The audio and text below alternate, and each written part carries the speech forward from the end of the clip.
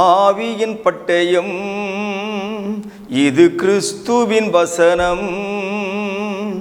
ஆவியின் பட்டயம் கிறிஸ்துவின் வசனம் நித்திய ராஜ்ய புது வாழ்வு வழங்கும். ஆவியின் பட்டயம் நித்திய ராஜ்ய புது வாழ்வு வழங்கும். ஆவியின் பட்டயம். Welcome to EKN Bible school.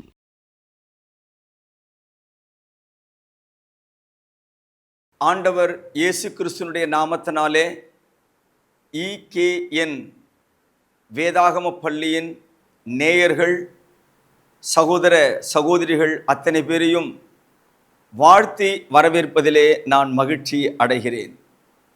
இந்த நாளில் நாம் வேதாகம பாடத்தினுடைய அடுத்த பகுதியாக நியாயப்பிரமாணத்தை குறித்து நாம் தியானிக்க வந்திருக்கிறோம்.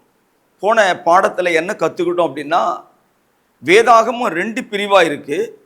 ஒன்று பழைய ஏற்பாடு, இன்னொன்று புதிய ஏற்பாடு.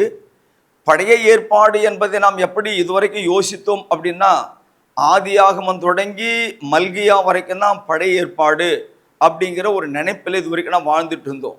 ஆனால் போன பாடத்தில் என்ன சொல்லி கொடுத்தோம் அப்படின்னா, பழைய ஏற்பாடு அப்படிங்கிறது யாத்திரையாகமும் 20ஆம் அதிகாரத்தில் தான் பழைய ஏற்பாடே ஆரம்பிக்கிறது.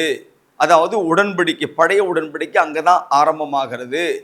அங்கிருந்து தான் நியாயப்பிரமாணமே கொடுக்கப்படுகிறது. அதற்கு முன்னால பிதாக்களின் காலம், அவங்க எப்படி வாழணும், எப்படி ஆராதிக்கணும், எப்படி நடக்கணும், அவங்க நடைமுறை வாழ்க்கை என்ன, எப்படி கீழ்ப்படியணும் அப்படிங்கிற சட்டங்களை குடும்ப தலைவர்கள் மூலமாக அந்த குடும்பங்களுக்கு போதித்து அவர் நடத்தினார். அதனால அது பழைய ஏற்பாட்டினுடைய உடன்படிக்கையின்படி அது பொருந்தாது. ஆகவே பழைய ஏற்பாடு என்பது ஆதியாகமும் 20ஆம் அதிகாரத்திலிருந்து இயேசு கிறிஸ்துனுடைய சிலுவை வரை அது வருகிறது. அப்ப இயேசு கிறிஸ்து கூட நியாயப்பிரமாணத்தின் கீழே பழைய ஏற்பாட்டின் உடன்படிக்கையின்படி தான் அவர் பிறந்தார், வளர்ந்தார், வாழ்ந்தார், அடக்கம் கூட செய்யப்பட்டார் அப்படின்னு நாம் படித்தோம். போன பாடத்தை நான் ஒரு விஷயம் சொன்னேன். நியாயப்பிரமாணம் நியாயப்பிரமாணம் என்று நாம் இது வரைக்கும் பேசிட்டு இருக்கிறோமே, இந்த நியாயப்பிரமாணம் அப்படிங்கிறத கிறிஸ்தவ உலகம் எப்படி பார்க்குதுன்னா, ஒரு மஞ்சள் கண்ணாடியை போட்டுக்கிட்டு அந்த மஞ்சள் கண்ணாடி வழியாகவே பார்த்து மஞ்சளாக தெரியுது மட்டும் தான் நியாயப்பிரமாணம், மீதி எல்லாம் நியாயப்பிரமாணம் இல்லை அப்படிங்கிற மாதிரி பேசுகிறாங்க. இது எப்படி இருக்கு? பூனை கண்ணை மூடிட்டா பூலோகமே இருண்டு போச்சுன்னு சொல்லுவாங்கல்ல, அந்த மாதிரி இதன் புது கண்டுபிடிப்பு, மனிதனுடைய கண்டுபிடிப்பு. ஆனால் போன பாடத்தில் நான் உங்களுக்கு சொல்லி கொடுத்தது, நியாயப்பிரமாணம் என்பது வெறும் 10 கட்டளைகள் மட்டுமல்ல, அது 613 சட்டங்களை உள்ளடக்கின ஒன்று அப்படிங்கிறத கேட்கும்போது நிறைய பேருக்கு உங்களில் ஒரு விதமான ஒரு நகைப்பு. ஆமாப்பா, இவருக்கு கண்டுபிடிச்சார் புதுசாக வந்து, இது வரைக்கும் எங்கள் ஐயர் சொல்லாது, எங்கள் ஃபாதர் சொல்லாது, எங்களுடைய ஊழியக்கார் சொல்லாதது, எங்களுடைய பாஸ்டர் சொல்லாது, இவர் புதுசாக கண்டுபிடிச்சிட்டாரு அப்படிங்கிற மாதிரி நீங்கள் நையாண்டி கூட பண்ணியிருக்கலாம். சரி, அது தேவனுக்கு மகிமையாகவே இருக்கட்டுமே. இப்போது இந்த 10 கட்டளைகள் என்பது என்ன அப்படின்றத யாரும் யாருக்கும் சொல்லிக் கொடுக்க வேண்டிய அவசியம் இல்லை. கிட்டத்தட்ட ஒரு 90 விழுக்காடு கிறிஸ்தவர்கள் என்று சொல்லிக் கொள்கிற எல்லா குடும்பங்களிலும், கிறிஸ்தவர்கள் அல்லாத குடும்பங்களிலும் கூட என்னன்றாங்கன்னா, அதை ஒரு பிரேம் பண்ணி நடு வீட்டில் என்ன பண்ணுவாங்க, எல்லாரும் பார்க்குற மாதிரி மாட்டி வைக்குவாங்க. இன்னொரு போட்டோ இருக்கும், இயேசு கிறிஸ்து நடுவில் நின்று உட்காந்து மீதி பேர்லாம் 12 பேரும் சுற்றி இருக்கிற அந்த பஸ்கா, கடைசி பஸ்கா, அந்த ஒரு போட்டோ எல்லா வீடுகளிலும் இருக்கிறத நம்ம பார்க்கிறோம். இப்போ இந்த 10 கட்டளைகள் அப்படிங்கிறது அல்லது நியாயப்பிரமாணம் அப்படிங்கிறது, நான் ஏற்கனவே சொன்ன மாதிரி பிதாக்களின் காலம் முடிந்த பிறகு தேவன் ஆபிரகாம் என்னும் குடும்பம், ஈசாக்கு என்னும் குடும்பம், யாக்கோபு என்னும் குடும்பம், இந்த குடும்பத்தை இப்போ என்ன ஆகிட்டாருன்னா ஒரு தேசமாக, ஒரு ஜாதியாக தேவன் அதை பரிணாம வளர்ச்சி அடைய செய்தார். ஒரு குடும்பம் இப்பொழுது தேசமாகியது, ஜாதியாகியது. இஸ்ரவேல் என்று யாக்கோபுக்கு அவர் பெயர் மாற்றின காரணத்தினால அந்த பேர்லயே அவங்க வந்துட்டாங்க, நாங்க இஸ்ரவேல் ஜாதிகள். அவங்க போய் ஆண்டாங்க இல்லையா, வாழ்ந்தார்கள் அல்லவா, அந்த தேசம் முழுவதும் சேர்ந்து இஸ்ரவேல் தேசம். ஆபிரகாமுக்கு தேவன் வாக்குத்தத்தம் கொடுத்தார், நீ கால் மிதிக்கும் தேசத்தை உன்னுடைய பிள்ளைகளுக்கு நான் சுதந்திரமாக கொடுப்பேன் என்று சொன்னார் இல்லையா? அந்த கொடுப்பேன் என்று சொன்ன அந்த சட்டத்தின்படி அவருடைய பிள்ளைகளுக்கு அந்த கானானை இஸ்ரவேல் என்னும் தேசமாக கொடுத்தார். சரி, இப்போ இந்த 10 கட்டளைகள் யாருக்கு அப்படின்னா, அந்த காலத்தில் வாழ்ந்த மீதியானியர்கள், அம்மோனியர்கள், மோவாபியர்கள் அப்படின்னு படிக்கிறோம் இல்லையா? இவர்கள் மற்ற இதர ஜாதிகள், இவங்க யாருக்குமே இந்த சட்டங்களை தேவன் கொடுக்கவில்லை. இந்த சட்டங்கள் உலகளாவிய சட்டம் அல்ல.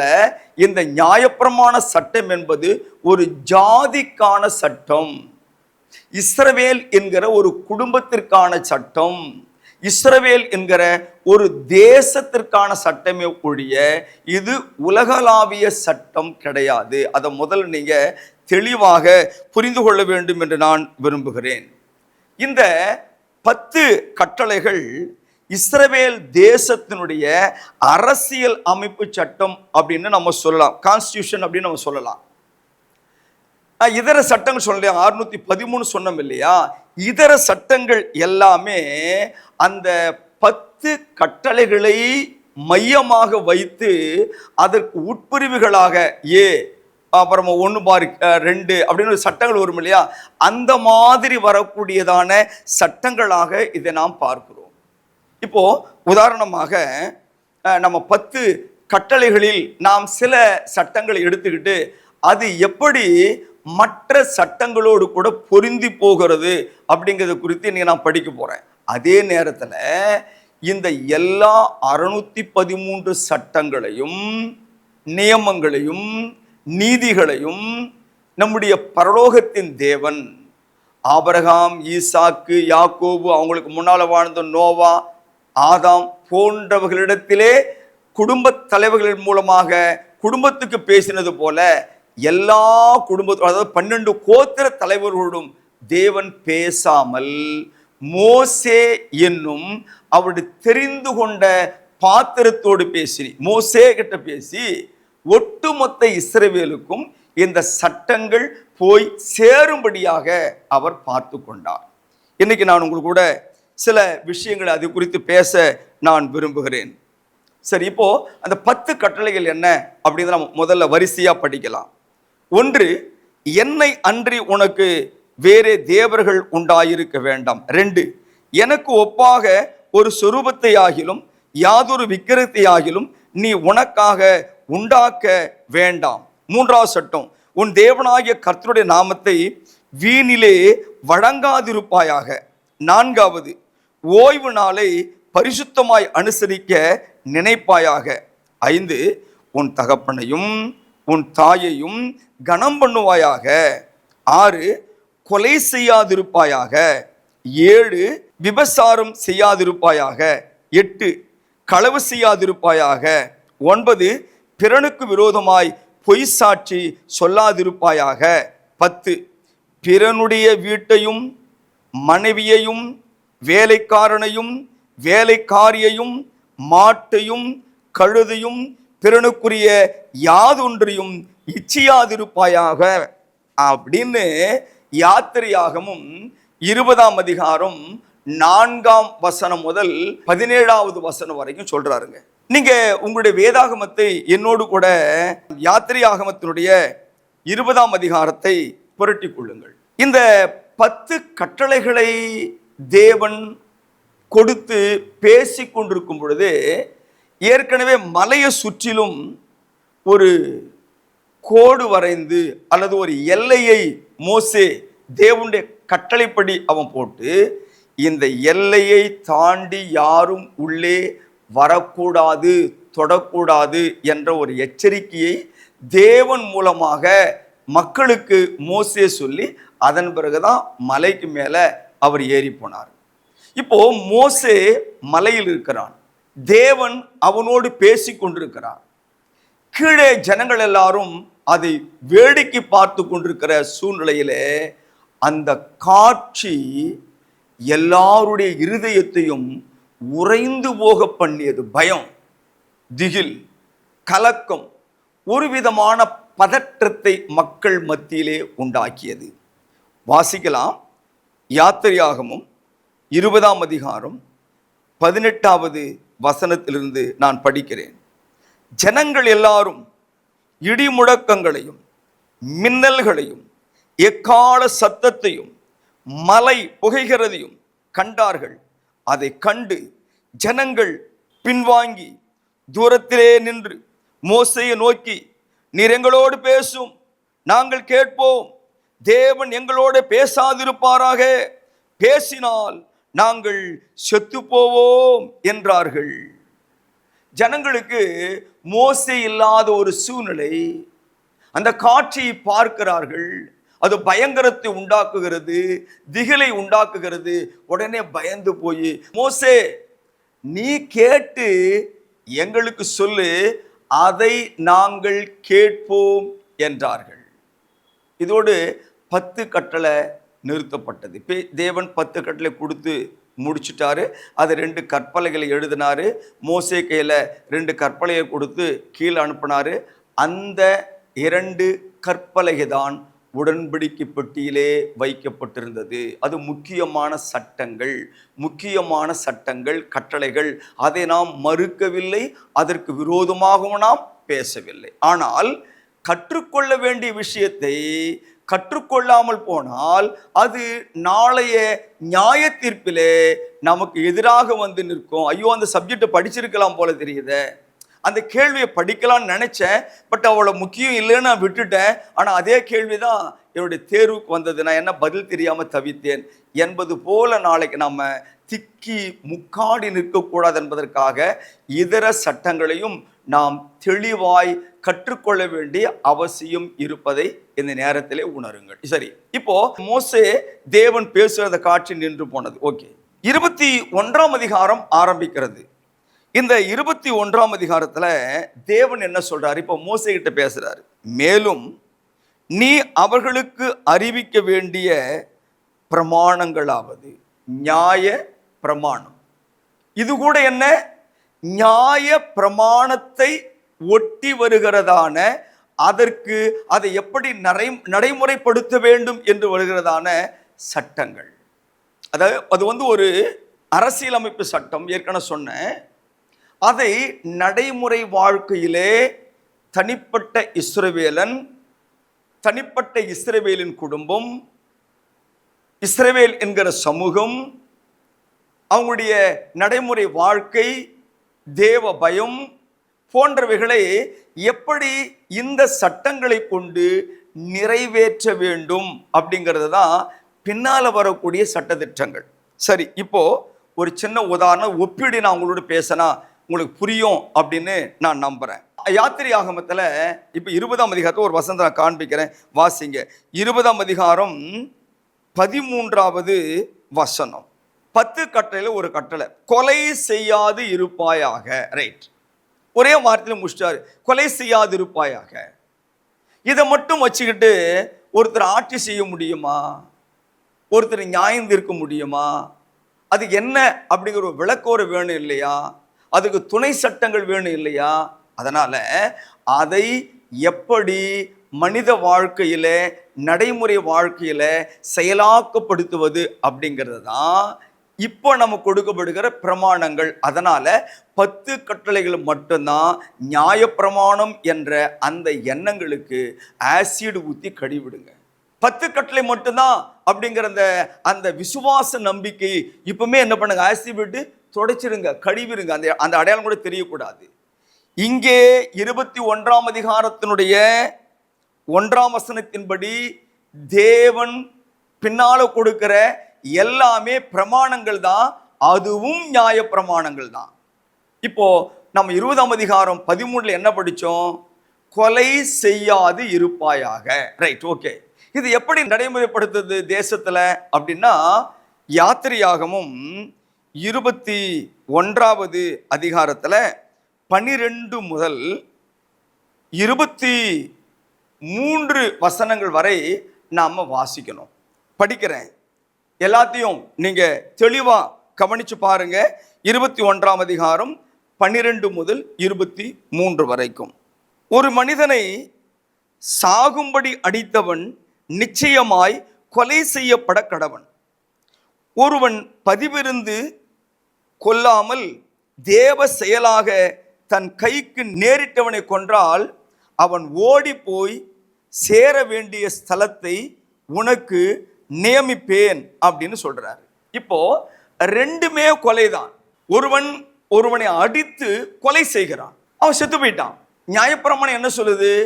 கொலை செய்யாது இருப்பாயாக. அப்ப கொலை செய்தால் பாவம்.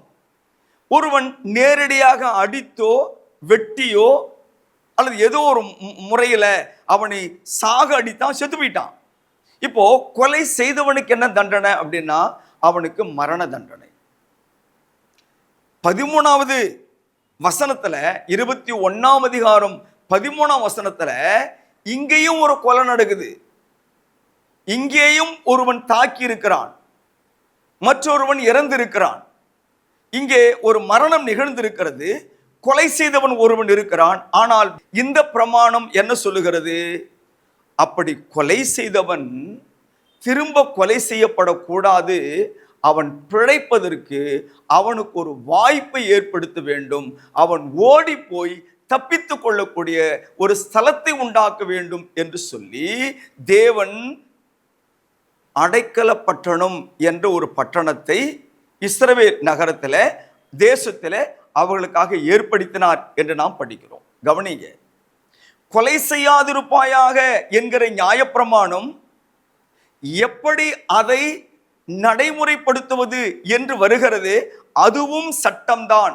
இதையெல்லாம் சேர்த்து தான் 613 சட்டம்னு சொல்லி இருக்கிறோம். வேதம் சொல்லுது. இதை போதிக்கிற என்னை நீங்க தப்பா நினைக்க கூடாது. என்னடா 10 கட்டளை இல்லைங்கிறாரு நியாயப்பிரமாணம். இதுவரைக்கும் நாம 10 கட்டளை தானே நியாயப்பிரமாணம் நாம நம்பிக்கிட்டு இருக்கிறோம், நம்ம நம்பிக்கையில மோசம் போக்குறாரு அப்படின்னு நம்ம நினைக்க கூடாது. நியாயப்பிரமாணம் 10 கட்டளைன்றதை உலகம் பூரா நம்புறது எனக்கும் தெரியும். அது பேர்ல 10 கமாண்ட்மெண்ட்ஸ் திரைப்படம் எடுத்திருக்கிறாங்க, அதுவும் தெரியும். எல்லாருக்குமே நியாயப்பிரமாணம் தெரியும் தான், 10 கட்டளை தெரியும் தான். ஆனா அதை எப்படி நடைமுறைப்படுத்துவது?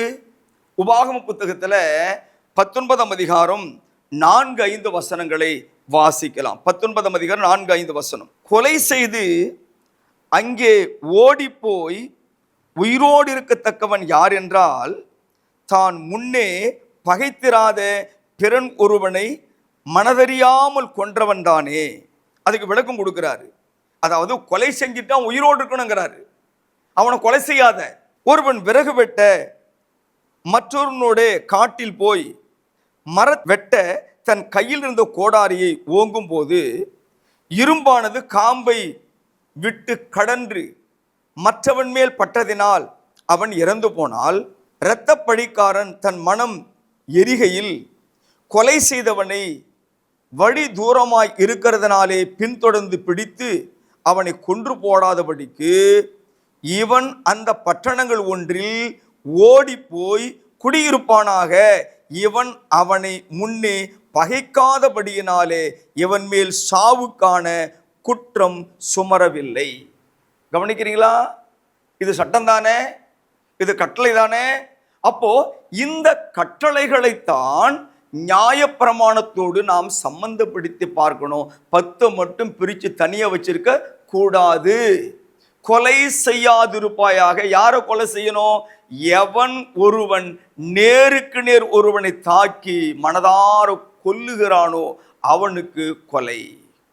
சரி, இப்போ நாம யாத்திரையாகமும் 21ஆம் அதிகாரத்தினுடைய 14ஆம் வசனத்துக்கு வரும். அங்க யாரெல்லாம் கொலை பாதர் பார்க்கலாம். ஒருவன் பிறனுக்கு விரோதமாக சதிமோசம் செய்து அவனை துணிகரமாய் கொன்று போட்டால் அவனை என் பலிப்பீடத்திலிருந்து பிடித்து கொண்டு போய் கொலை செய்ய வேண்டும். ஒருத்தன் இன்னொரு விரோதமாக பகையை மனதில் வைத்து திட்டம் பண்ணி அவன் எப்ப தனியா இருப்பான், எப்ப இந்த வழியா வருவான், எங்க வச்சு அவனை ஆள் வச்சு அடிக்கலாம் அப்படின்னு மனதிலே ஒரு பிளான், மாஸ்டர் பிளான் பண்ணி கொலை செய்து விட்டால் வேதம் சொல்லுகிறது அவன் என் பலிப்பீடத்தில் இருந்தாலும் அவனை அங்கே இருந்து பிடித்து கொண்டு வெளியே அவனை கொன்று போடுங்கள், கொலை செய்யுங்கள் என்று சொல்லுகிறது. இது பேசுறது எது? நியாயப்பிரமாண சட்டம். யாத்திரையாகமும் 20ஆம் அதிகாரம் 13ஆம் வசனம் சொல்லுகிறது, கொலை செய்யாதிருப்பாயாக என்று. அப்படி கொலை செய்யாதிருப்பாயாக என்று சொன்ன அந்த ஒரு சட்டத்திற்கு இணை துணை சட்டங்கள் தான் இவைகள் எல்லாமே. அடுத்து பார்க்கலாம் 15ஆம் வசனம், தன் தகப்பனையாவது தன் தாயையாவது அடிக்கிறவன் நிச்சயமாய் கொலை செய்யப்பட கடவன். என்ன மாதிரி வசனம், எவ்வளவு அழுத்தமா சொல்றார் பாருங்க. கொலை செய்யப்பட கடவன் அப்படின்னா பரவாயில்ல, நிச்சயமா அவனை கொன்னுடுங்கயா. தன் தகப்பனையும் தன் தாயையும் எவன் ஒருவன் அடிக்கிறானோ அவன் கொலை செய்யப்பட கடவன். இது தேசத்தின் சட்டம், நியாயப்பிரமாணத்தின் துணை சட்டம். இந்த சட்டத்தை இன்னைக்கு இந்தியாவில் பயன்படுத்த முடியுமா? பக்கத்து நாடுகளில் பயன்படுத்த முடியுமா? நம்முடைய மாநிலத்தில் பயன்படுத்த முடியுமா? நம்முடைய இந்திய அரசியல் சட்டம் இதை அங்கீகரிக்குமா?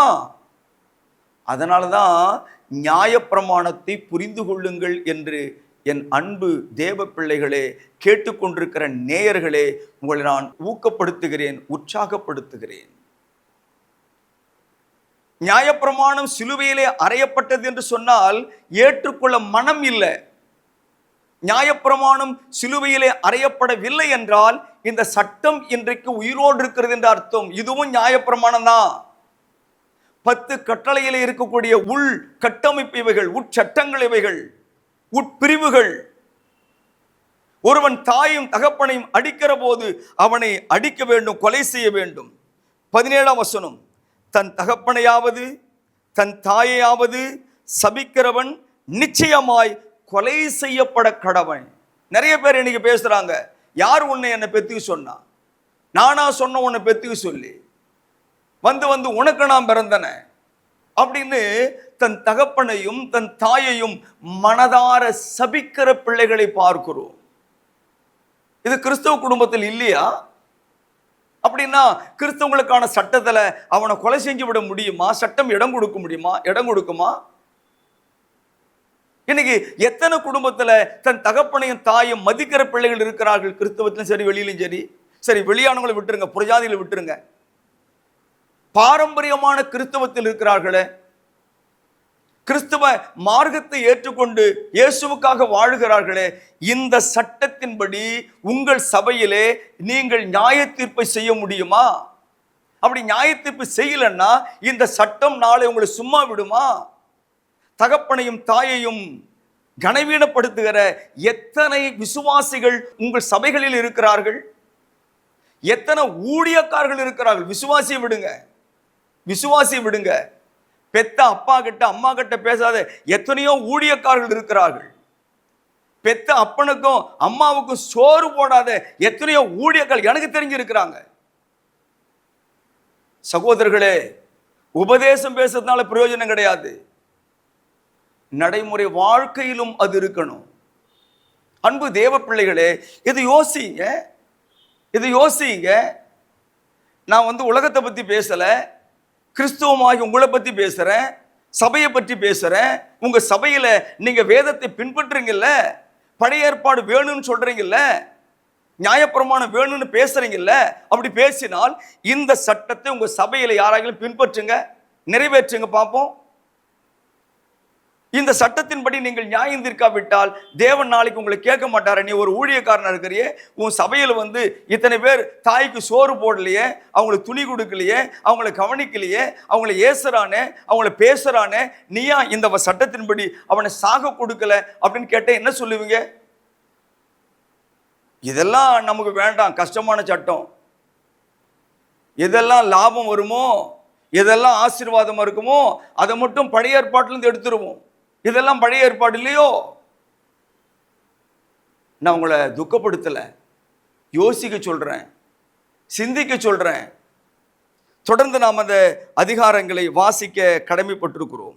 மனிதர் சண்டை பண்ணி 18ஆம் வசனம், ஒருவன் மற்றொருவனை கல்லால் எறிந்ததினாலாவது கையால் அடித்ததினாலாவது அவன் சாவாமல் கட்டில் கிடையாய் கிடந்து திரும்ப எழுந்திருந்து வெளியிலே தன் ஊன்றுகோலை பிடித்து கொண்டு நடமாடினால் அடித்தவன் ஆக்கினைக்கு நீங்களாய் இருப்பான்.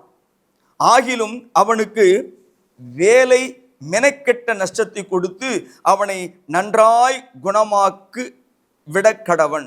18-19 சொல்லுது. 2 பேர் சண்டை போட்டுக்கிறான். 2 பேர் சண்டை போடுறாங்க. ஒருவனை அடிக்கிறதா காயம், ஏதோ ஒரு இழப்பு அவனுக்கு ஏற்படுகிறது. ஒரு 3 நாள் 2 நாள் அவன் கட்டில் கடையாய் கிடக்கிறான். அப்புறம் மெதுவா எழுந்து வெளியில வந்துட்டான். அடித்தவன் அவனுக்கு நஷ்டத்தை ஏற்படுத்தி கொடுக்கணும், இவனுக்கு கொலை தண்டனை கொடுக்க கூடாது. நான் மரண தண்டனை பற்றி பேசிட்டு இருக்கிறேன். 20ஆம் வசனம். ஒருவன் தனக்கு அடிமையானவளையாவது கோலால் அடித்ததினாலே அவன் கையால் இறந்து போனால் பழிக்கு பழி வாங்கப்பட வேண்டும். 1 நாளாவது 2 நாளாவது உயிரோடு இருந்தால் அவர்கள் அவனுடைய உடைமை ஆகையால் பழி வாங்க வேண்டியது இல்லை.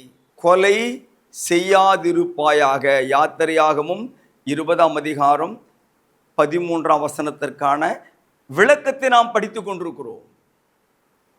அப்படின்னா நியாயப்பிரமாணத்தின் 10 கட்டளை மட்டும்தான். அப்படின்னா அதை நடைமுறைப்படுத்துவது எப்படி ஒன்று நீங்க புரிஞ்சுக்கணும். அதை எங்கே நடைமுறைப்படுத்த முடியும்? ஒரு மீதியான் தேசத்துல போய் இந்த சட்டத்தை அவனுக்கு கொடுத்தா அவன் ஏற்றுக்குவானா?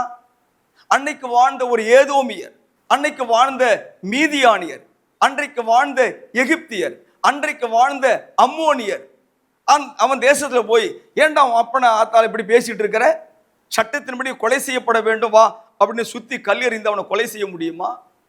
அந்த நாட்டில் இந்த சட்டம் எடுக்கப்படுமா? அதனால அன்பான தேவ பிள்ளைகளே, தயவோடு நீங்க அதை படிங்க, பொறுமையா படித்து புரிந்து கொள்ளுங்கள். நியாய பிரமாணம் என்பது 613 சட்டங்களை உள்ளடக்கியது. அந்த 613 சட்டங்களும் அது உலகளாவிய சட்டம் அல்ல. அது இஸ்ரவேல் ஜனத்திற்காக, இஸ்ரவேல் தேசத்திற்காக, இஸ்ரவேல் ஜாதிக்காக மோசே மூலமாய் கொடுக்கப்பட்ட சட்டம் அப்படிங்கிறத முதலாவது நீங்கள் புரிந்து கொள்ளுங்கள். அன்பு தேவ பிள்ளைகளே, 613 சட்டங்கள் எப்படி அப்படிங்கிற விளக்க உரைய தொடங்கி இருக்கிறோம். ஒரு சட்டம் தான் படிச்சிருக்கிறேன், கொலை செய்யாதிருப்பாயாக. இன்னும் 9 மீதி இருக்கு. அவைகள் எப்படி ஒன்றோடு ஒன்று இணைந்து போகிறது, அவைகளை இன்றைக்கு நாம் ஏன் பின்பற்றுவதில்லை என்ற விவரங்களை தொடர்ந்து கற்றுக்கொள்ள அடுத்த வாரம் வரைக்கும் காத்திருங்கள். இதில் உங்களுக்கு கேள்வி இருந்தால் என்னுடைய கைபேசி எண்ணுக்கு தொடர்பு கொண்டு என்னை அணுகுங்கள். உங்களுடைய கமெண்ட்ஸ் எனக்கு தேவைப்படுது. உங்களுக்கு ஏதாவது சந்தேகம் இருந்தால் யூடியூப்பில் தெரிவியுங்கள். அது நிறைய பேருக்கு பிரயோஜனமாக இருக்கும். நீங்கள் கேட்குற கேள்வி உங்களுக்கு மட்டும் பதிலாக இருக்காது. நீங்கள் கேட்குற கேள்வி அநேகருக்கு அந்த கேள்வி இருக்கலாம். அந்த கேள்வி அவங்க கேட்கும்போது நான் கொடுக்குற பதில் அநேகருக்கு அது பிரயோஜனமாக என்று நான் நம்புகிறேன். தேவன் தாமே உங்கள் யாவரையும் ஆசீர்வதிப்பாராக. ஆமேன். ஜெபம் செய்வோம். எங்களை நேசிக்கின்ற பரலோகத்தின் பரிசுத்தமுள்ள பிதாவே, இந்த ஆசீர்வாதமான நேரத்திற்காக உமக்கு நன்றி நன்றி நன்றி அப்பா. இதோ காலம் காலமாய், தலைமுறை தலைமுறையாய் 10 கட்டளைகள் தான் நியாயப்பிரமாணம் என்று நம்பி வாழ்ந்த மக்களுக்கு இந்த பாடங்கள் ஒரு தெளிவை, இந்த பாடங்கள் ஒரு புரிதலை, இந்த பாடங்கள் ஒரு விடுதலையை, இந்த பாடங்கள் ஒரு ஆவிக்குரிய எழுப்புதலை உண்டாக்க தேவன் கிருபை செய்யும். இதிலே குறை காணாமல் இதில் இருக்கிற உண்மையை ஆராய்ந்து அறிய இதை கேட்கிறவர்கள் முயற்சிக்கு கிருபை தாரும். இதை யாரெல்லாம் தகப்பனை மற்றவர்களுக்கு ஷேர் பண்ணுகிறார்களோ, மற்றவர்கள் இந்த தகப்பனை சேனல் குறித்து பேசுகிறார்களோ, அவர்கள் அத்தனை பேரையும் ஆசீர்வதியும். இயேசு கிறிஸ்துவில் ஜெபிக்கிறோம் எங்கள் நல்ல பிதாவே. ஆமேன்.